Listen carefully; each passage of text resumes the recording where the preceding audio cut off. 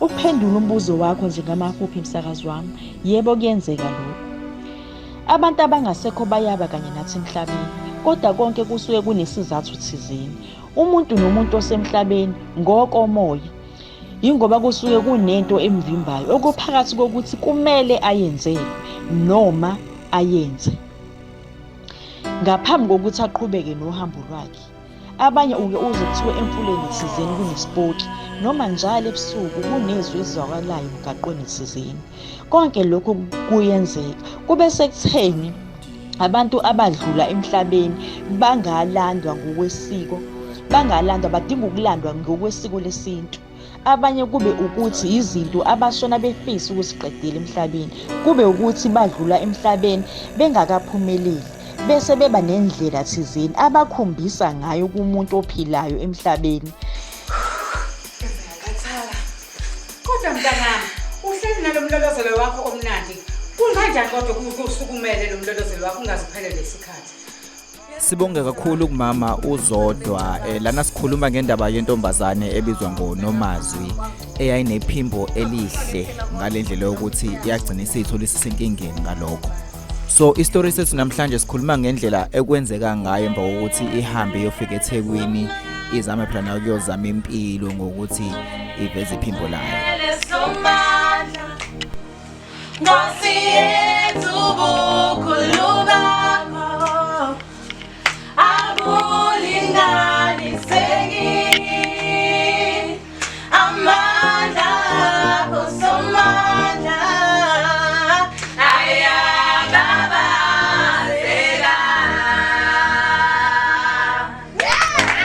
Lona ke simbona engena lana uMamthandiwe, umama wayephethe ikhwaya, kodwa ngenxa yezathu thizeni ingafiki kuleli zinga lelafuna ifike kulona. Ngesingaye wayesafisa ukuthola umuntu ongakwazi ukuthi ethi mecula acule kuze kufike enhlizweni yakhe. But lezi ngane usanethemba lokuthi mhlambe ngelinye ilanga zizokwazi nazo ukuthi zizecule mhlambe nje baqhubeka itrainer nje zize ifike la afuna ukuthi ifike khona. Ngiyambona nje nokuyimisela hayi ubona ngokuyimisela wakho uthi awulenze hayi mamthandiwe bafana bami yayenza le ezagida mwana awungena ubabone kodwa lapho umanakazi abaculisa lo mama mpofu lapha phezulu ezababa lesingane zabantu haya uzuqalileke nalokuphapha wakho impintshi yakho yabo ngoba usuwabiza umanakazi vele ukhohlwe leli phupho impintshi yakho bona vele wena wasini yazi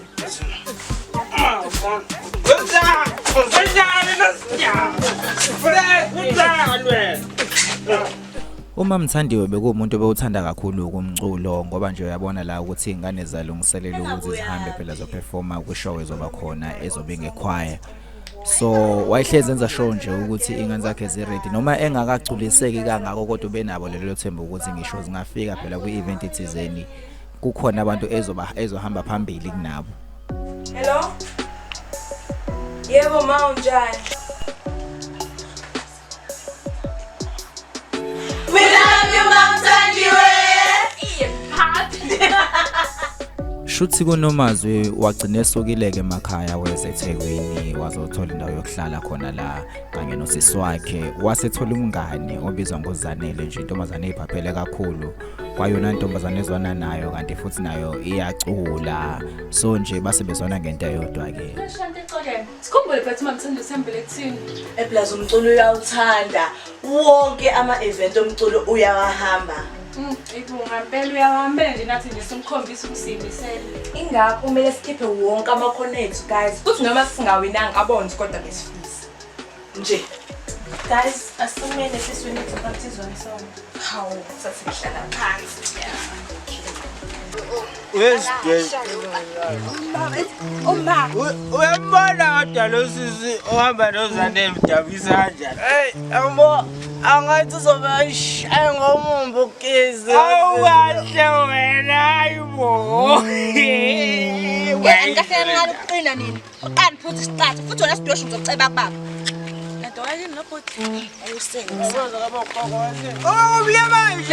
Mpile wena umubiza. Umubwela Anginamali nje mina nomazi sisi.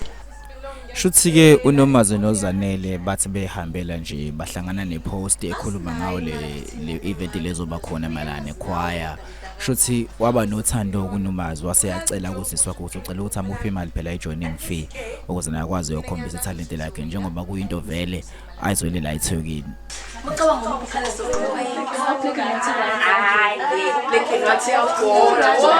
bashonile guys.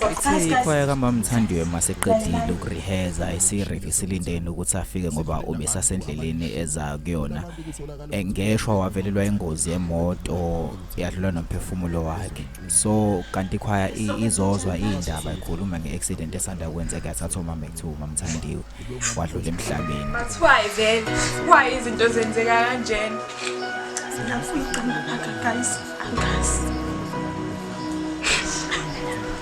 Guys, ehlisa umoya. I'm sure there's something that we can do. Wanjeti ngehlisa umoya mina. Mamthanda ushile emhlabeni. Bese fana mama kuthini? Bengaqondile ukubenga le ndlela osho ngayo anene bethu. Ngiyazi ukuthi kubhlungu kodwa kumele siqine. Don't have no choice.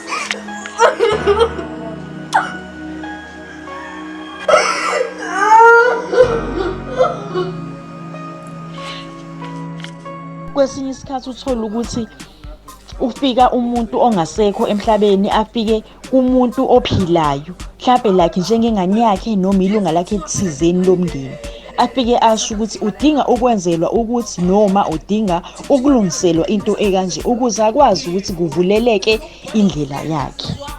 Yingakho ke kwesinye isikhathi uthola ukuthi umuntu ongakunderstand lokho kuthina abantu abaphila la emhlabeni uze athi omunye unamadimoni noma athi omunye uthakathiwe ngoba usuke eza ukuthi hayi ikhona lento le emlandelayo. Yingakho ke sike sithi abantu abangasekho bayahlupha kulezi gameke ezifana nalezo. Phela kuthiwa besivukile leyanto bafu ibona into engabonwa abantu into engabonwa umuntu bafu. Indala ngale ngane madoda sabona tikona nje isikhathini samanje. Angikutshela. Wesibhedu. Yazi le ngane mfowethu ingachiqinisa. Iphoki mfowethu into ekhona. Kwabantu phela labo ungakhohlwa bephuza ubhiya nje ngathi. Mabhoreka labantu vele bezohlupha thina esisaphilayo. Uyakwazi lo. Hawu. Bafo. Hayikho ke lo nto le. Usho ukuthi sonke njengoba siphila la emhlabeni sisazoba yipho nathi. Uyabona uma uthatha umayibode bra. Uthatha negative upositive. Uhlanganise. Uyahlehlelana uyangizwa situation. Kodwa ke nasi simanga. Thatha negative uthatha upositive. Uthi yahlanganisa. Uzomuncana. Hayi. Qhubeka. Yabona ngisho abantu abaphilayo nabasabadlula lomhlaba. Akufuneki behlangane nangephutha bra wami. Uyabona ingakho ke wesidweshu umuntu mayibona isibhoye ngaphintazeki uyangizwa ngathi. Kunalokho kushwaqa inwele kwenzeke lonke uhlobo lenkinga lolu engazizuza nesho izuzela mayibona isibhoye. Kamama. Shuthi umama Mthandiwe ke esedlulile emhlabeni sekuyinto nje esinesikhathi enzekile. Unomazi osefikile na eThekwini shuthi kwakhona enye event la unomazi ahamba khona kanye nechoir mama Mthandiwe bayocula kuyona noma phela baqhubeka nomusic.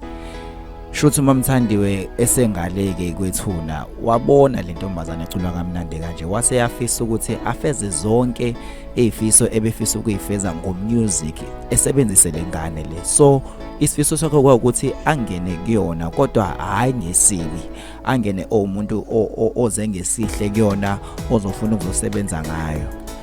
Kwayikona ukuthi kunomazwi akuyona into efika kahle kuyena leyo. Yena phela akazi ukuthi nje bebona lezi ndayibonayo umuntu oze ngesihle kuyena ubona umuntu ubona imimoya emibi acabanga ukuthi mhlambe ifuna ukumenza kabi. So kwase kuba nenkinga ke kanjalo ngoba ekhaya abakholwa nabantu abakholwa ukuthi hayibo lengane le kwenzakalani bona bacabanga ukuthi nje ingane namadimoni ngoba mase zenzeka lezi zinto lezi kube ngathi kuvuka emoya emibi kuyona. kwasho ukuthi khona ke uhlanya elaziwa endaweni ekwayilona lathi melibona lentombazana nomazi ihambele ngelilanga la kwazi ukuprophesy ukuthi no wena kunento ekulandelayo kodwa manje ayizile kabe but wena uyibona ngathi iziye kabe. Yabona nina nomabili bazishubele bafana bami ngibona ubumnyama ubamthanda ukukhanya Ngani ukhuluma ngani nomuntu? Why bo ucathi ngazini mina? Uyasangana no.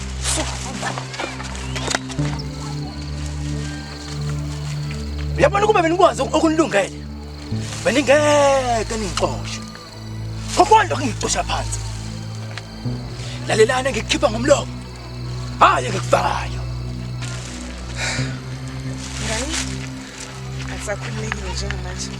Lo muntu ukhuluma into engayazi. Ngicela sambe. Ngithe uhlanya naseqaleni lo. Ngithe sambe. Hayi.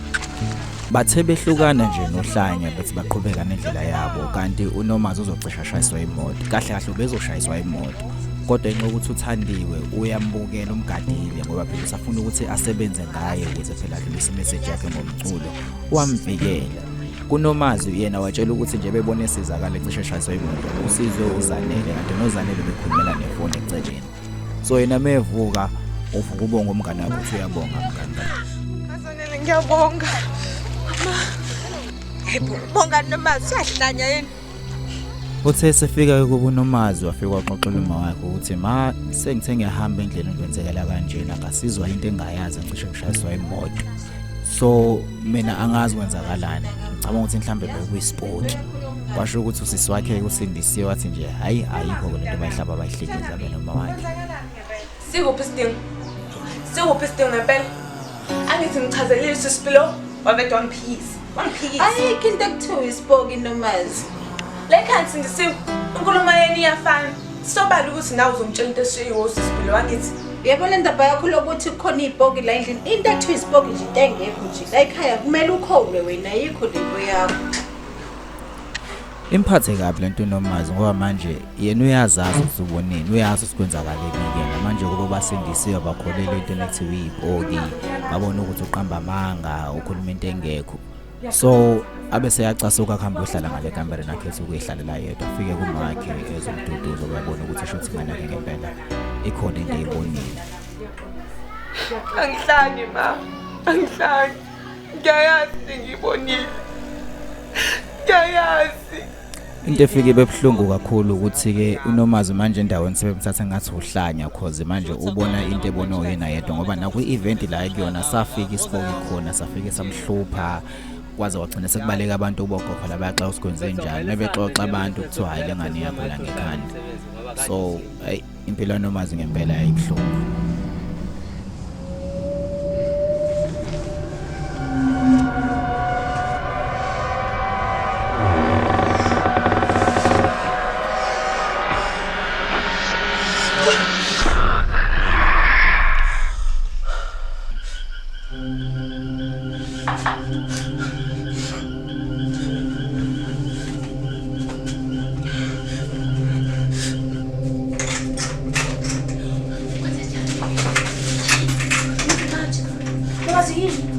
Yini? Uyangithusa namazwi.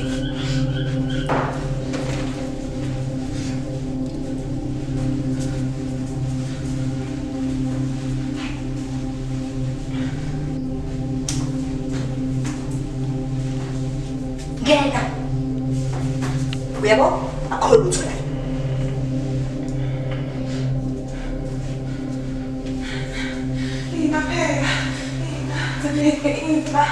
Yini manje ona? Asama nitholala.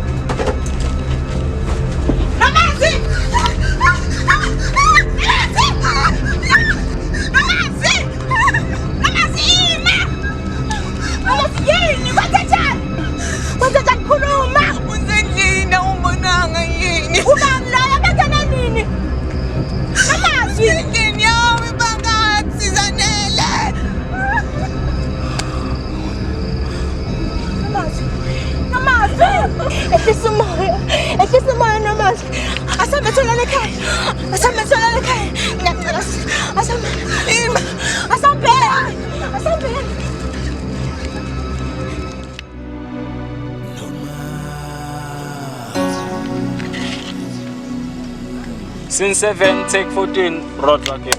Kahle nani uqine lezi dwedwe lezi. Uthela sidweshe uceba kubaba. Oh, manje ngempile wena umubiza. Wena umumbi wena.